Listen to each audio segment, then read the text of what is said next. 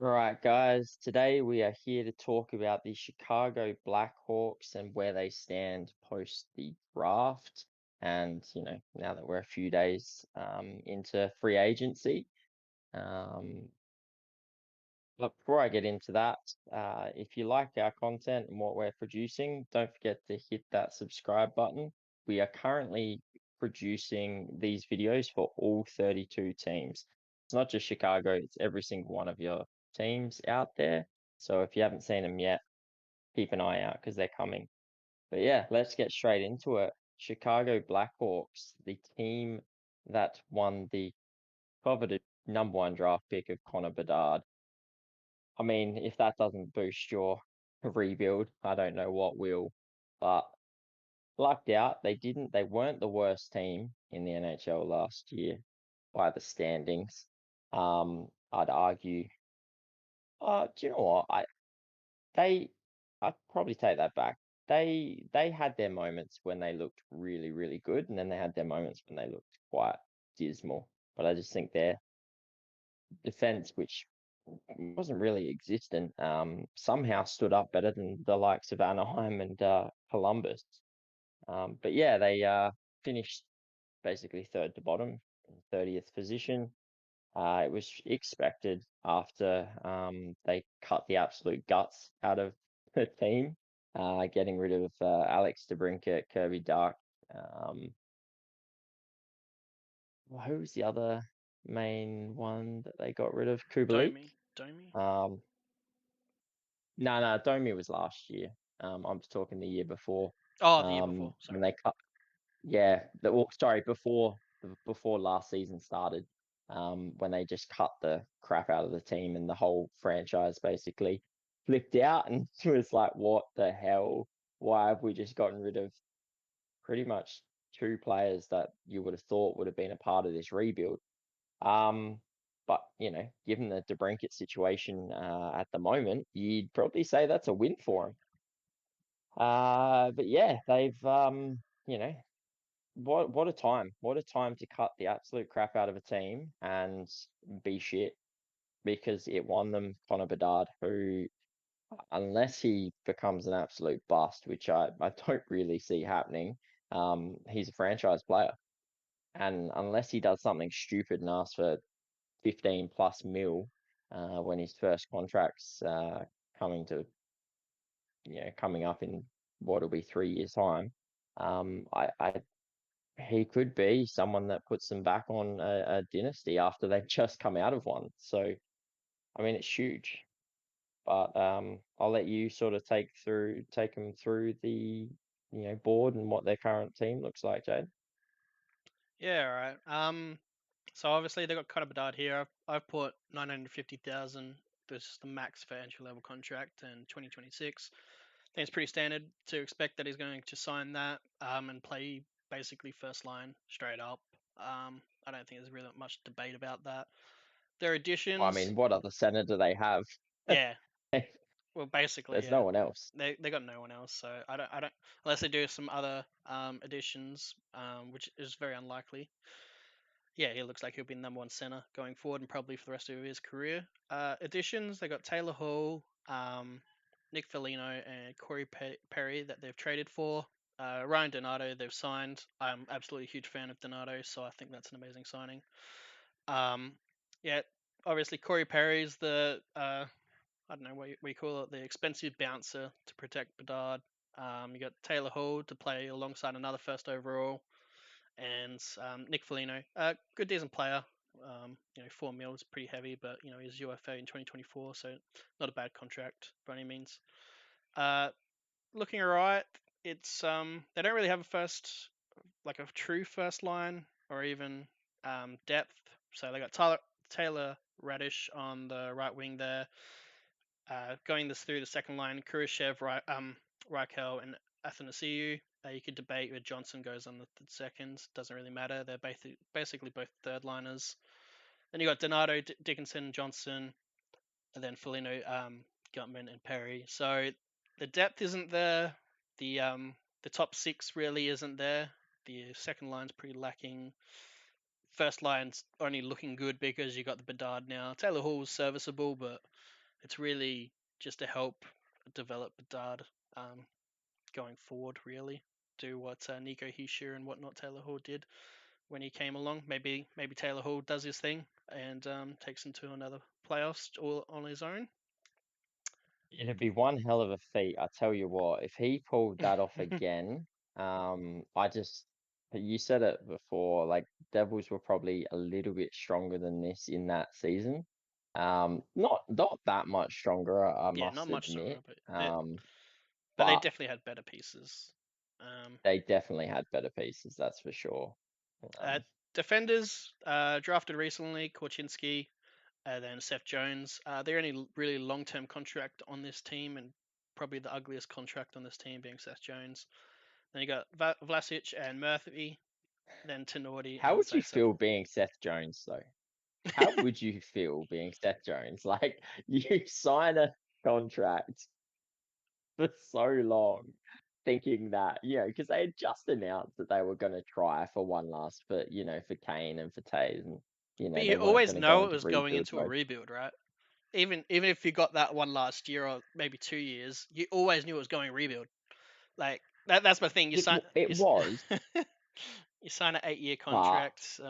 You you get what you yeah, get. I don't think he was expecting them to cut the shit out of the team so soon. I think he was expecting to be able to go and have a Or, few more years at playoffs and actually attempting before going. I think he knew that he would be a part of a rebuild at some point, but I think he was thinking it would probably be more, you know, fifth year in, fourth year into his contract, not yeah. Look, I don't think he's basically complaining. the first He year. got the bag.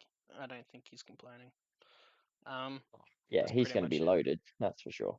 And then you get the end of this rebuild if they don't buy out his contract, just do something with it because it'll probably look worse later on. Goalies, they got Mm. Mrazek, Soderblom, and Storber. Pretty lacking in the goalie department. And we've got a lot of scratches there just because they had a lot of people play last year. Not all of these players will play, but they've got a lot of RFAs expiring next year on this list. So you got Kochuk, Blackwell, Roos, Johnson, Entwistle, Anderson, Phillips, and Kaiser. You probably see these come in and out with replacing Perry when he's injured because I'm assuming he's going to get injured, um, and a couple other players. But yeah, Yeah, like Blackwell played quite often last year, so I yeah, suspect he'll come into the lineup. Yeah, yeah, I dare say you're going to see a lot of these players rotating because that lineup does not look promising at all. nah, Um, we no, just spoke I think before you can about have the a lot of yeah, buyout of Josh Bailey. yeah. Like They the picked up a the lineup second was pretty bad. to buy out his contract. Yeah, you can see that on Mm. the right there. So they got Josh Bailey, 2.6 mil, bought out this year, and then 1.16 next year. Interesting. They could have just eaten the 5 million this year and just been done with it. I feel like that would have been probably the smarter choice. They have 18 million in cap. Maybe they wanted that extra few million to do something at the trade deadline. But I just think, Another couple of contracts yeah, for picks, maybe. that's what But I'm expecting to yeah, I see don't know. some eaten contracts. But Like, imagine having Josh Bailey playing this year. I mean, yeah, he didn't have the greatest year last year. Again, we spoke about it. Maybe he didn't want to come to Chicago, and that mm, was the discussion, was if you trade me out, you need to buy me out so I can go elsewhere.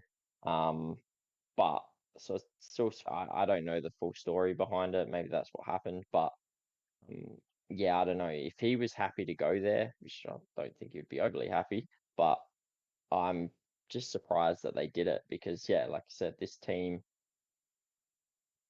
it's clearly not going to be a great season this season for them. I know Bedard's there, Taylor Hall's come in, who's, he's got a fair bit of talent about him, but I just don't see anything else. Like I suspect that these guys will be bottom five again.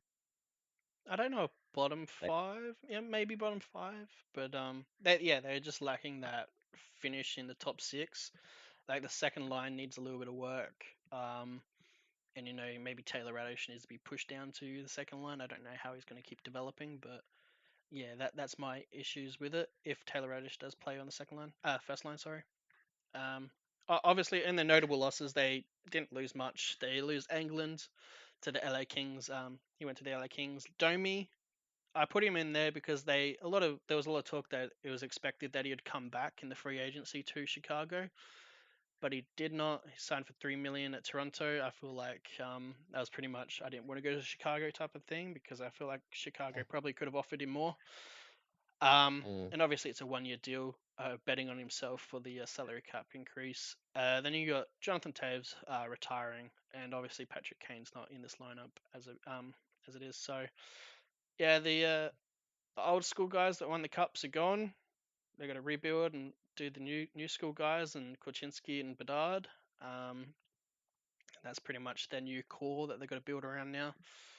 Yeah, they got a lot of cap space. They can do a lot of things. There's a lot of salaries within the league that they can buy out.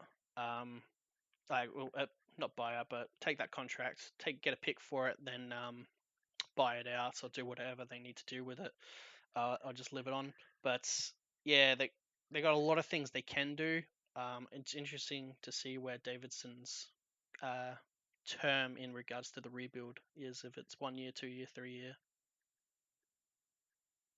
Yeah, well, I mean, if you look at so they've clearly invested in this rebuild. I know Connor Bedard, you'd be thinking with someone like him that'll speed the rebuild up, and it might do, but I still feel like they've invested heavily in doing a proper rebuild. Like you look at their draft picks, they've got two first round draft picks, in next year's draft. They've got two first round draft picks the year after. Their second round draft picks is the next 3 years, it's 3, 2, and 3. And even in the third next year, they've got two third round picks at this point. So they're very stacked in the first basically the first two rounds for the next 3 years. And they were stacked Um, in I last year's and this year's draft as well. So stacked in the last two drafts as well. Yeah, exactly. And I suspect that they will continue to build those draft picks up as well. The general manager might look at what he can do in regards to grabbing, maybe using some of those draft picks to perhaps grab a young up and coming player. Um, but for me, I think they're on the right track, but I still don't think just because they got Connor Bedard, I don't think they're going to be out of this within the next 2 years. Like I still think they'll be quite poor this season coming up, and then I think they'll be quite poor the season after. I don't think it's going to be one of those things. I don't think it's going to be a what was it, Crosby? He had one bad year and then he was in playoffs. I don't think it's going to be that quick. I think it'll be a couple of years depending on what the general manager can do in terms of if he looks to flip some draft picks. The thing I do like about it is some of these players they picked up, like Taylor Hall, for instance, they can flip him at the deadline, retain half of his salary, and get something for him. They should be able to flip someone like a Tyler Johnson, retain his salary. Foligno, they'll be able to, flip him if they need to. Donato, there's a lot of players that they've picked up this year that they can flip um, at deadline if they need to do it. So they'll be able to bring in a lot of picks and potentially prospects and all the rest of that come trade deadline uh, next season. So yeah, I think they're on the right track with this rebuild. Obviously, Connor Bedard just amplifies that. If they didn't win Connor Bedard, I still think they wouldn't have been too bad. If they took this, if they kept the third overall and took Fantilli, I think they still would have been in a pretty solid position. But obviously Bedard amplifies that even more. mm. It just comes down to what the general manager can do with the rest of it, because I think he's got the pieces there. He's just got to play it well. And I think Chicago fans, which I don't think they'll have any issues with being a little bit patient after the success they've had over the last 15 seasons. Most people would take one Stanley Cup in 15 years, let alone three.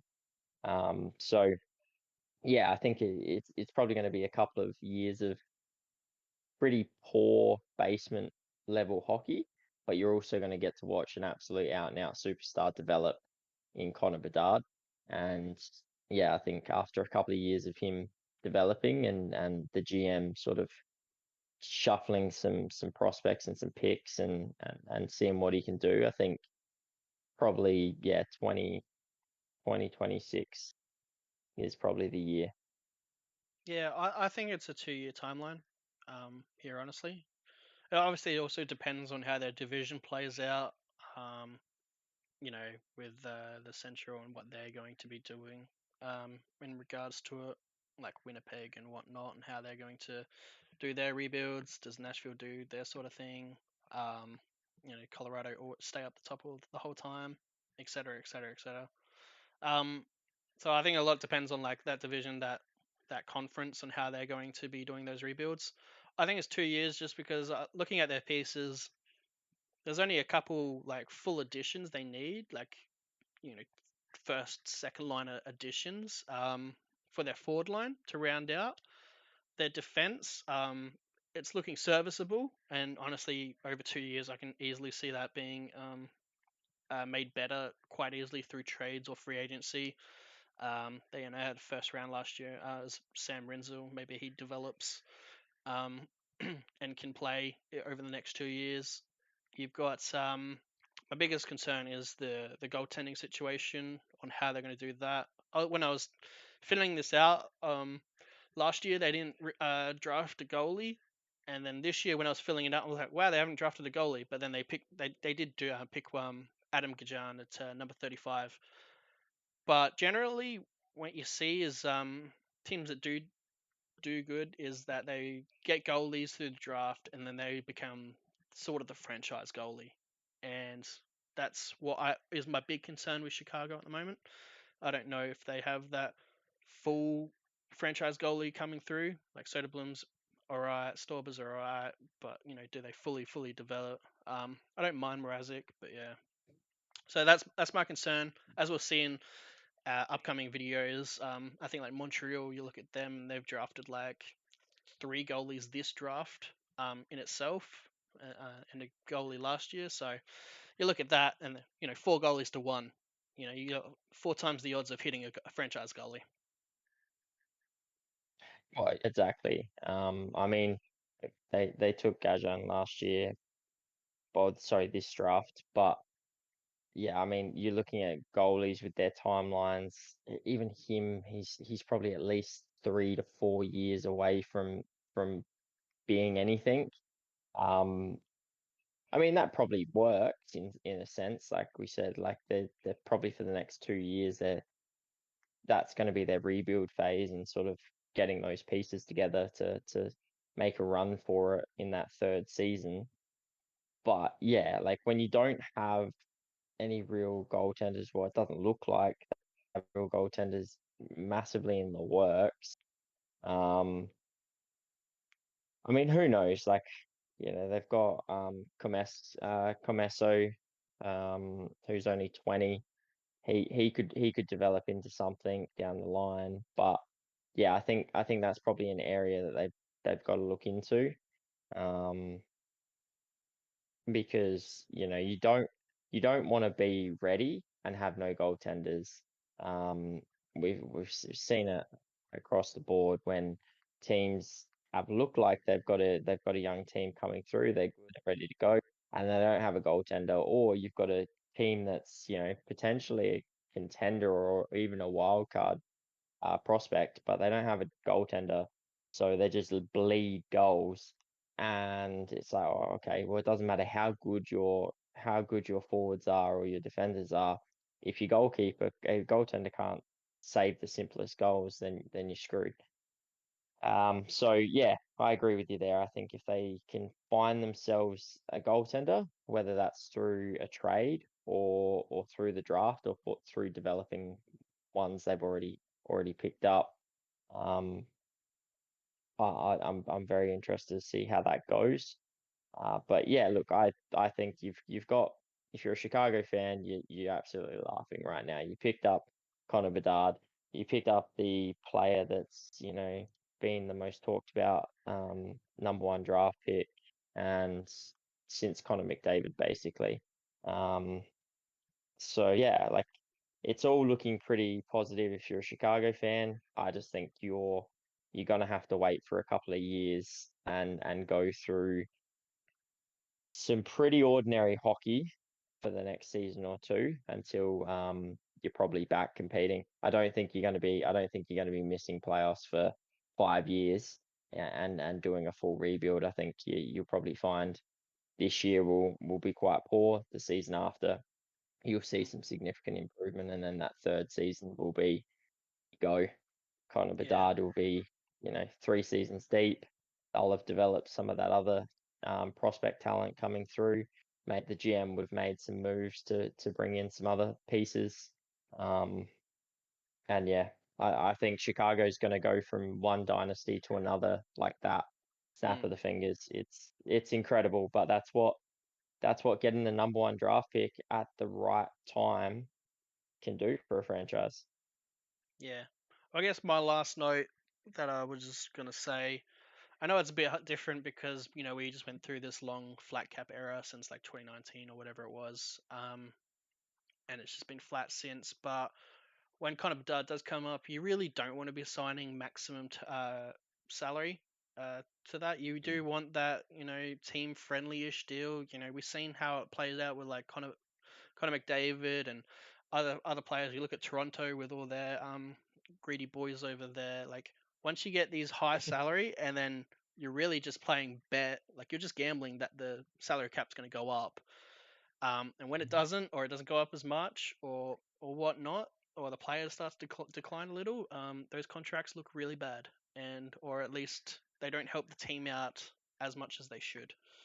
And so I hope that when they're rounding out the term in 3 years, that they can sort of convince Bedard to take something of a team friendlier deal. You know, instead of 15, 16, whatever million it's going to be by the time his contract's up. Yeah, maybe just take 13.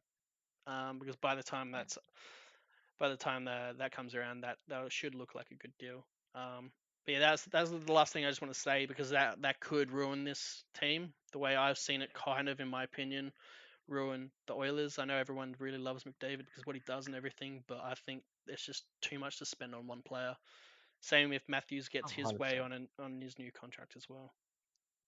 Oh, that yeah, like we could go on that. We won't touch on it too much, but yeah, like you look at the Leafs situation, the Edmonton situation with McDavid at 12 point whatever million dollars it is, and Austin Matthews at 11 point something. It just puts him in cap trouble, and Leafs have proven it. So Edmonton that you can have the best top line in the world, doesn't matter. Mm, Like if the rest of your team can't play hockey good enough in playoffs, a team that's got four lines is going to shit all over you. And Vegas proved that this year. Florida proved that this year. That four lines is better than four good lines is mm, better than one superstar line. Simple as that. Like if you can rotate through four solid forward lines, even if that you don't have that superstar line, you can still go very, very far, and you're better off in the playoffs in the long run when mm, you have three lines, four forward lines, three defense lines, a solid goaltender. That's what you need. And yeah, that I agree with you. That's my concern. I have really hope that Bedard looks at it and goes, "Well, I'm going to take a different path. I'm going to go for success, because at the end of the day, you're still making millions of dollars. You're still going to make an absolute bucket load in endorsement deals and all the rest of it. And when your time comes up at the end of it, you're going to have all this money no matter what you do, basically. But would you rather have that money and countless Stanley Cups, a potential Conn Smythe Trophy, or all the rest of that sort of stuff, or do you just want that couple extra $1 million that you got because you took more of the cap space? Like, no, it's an easy deal for me. I'd be taking a team friendly deal every day of the week and taking all those Stanley Cups.